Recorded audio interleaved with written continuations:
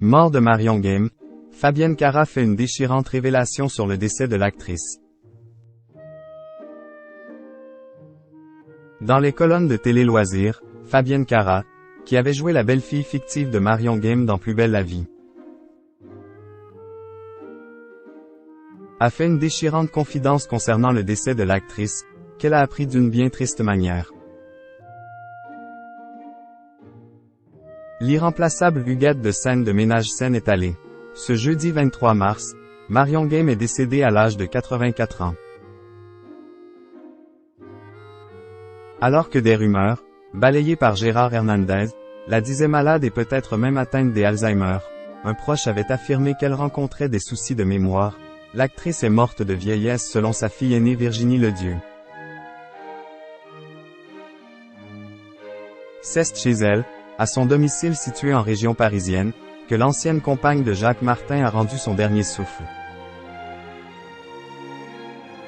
Vedette de la série Scène de ménage depuis 2009, dont elle avait contribué au succès, Marion Game a évidemment fait l'objet d'une pluie d'hommages de la part du casting.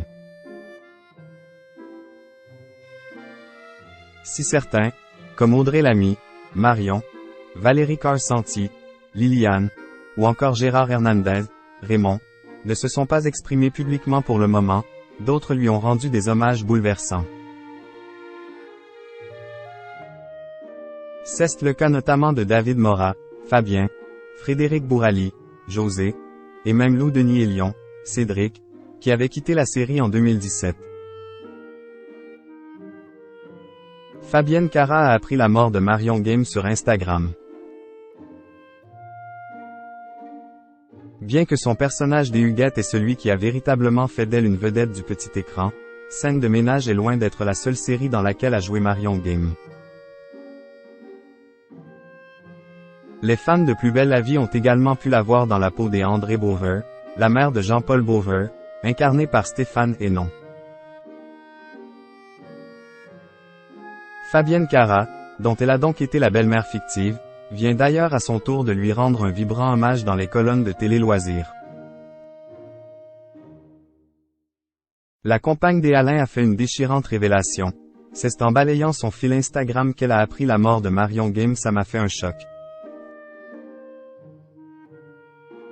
Je savais qu'elle avait des problèmes de santé et même si elle faisait plus jeune que son âge, c'est toujours trop tôt à regretter. Elle interprète de Samia Nasri, qui s'est ensuite replongée dans ses souvenirs.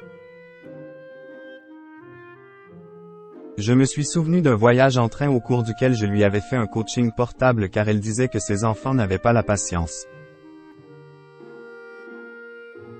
C'était une mamie moderne, dynamique. J'ai eu la chance qu'elle me raconte sa vie personnelle, ses expériences de travail selon les époques.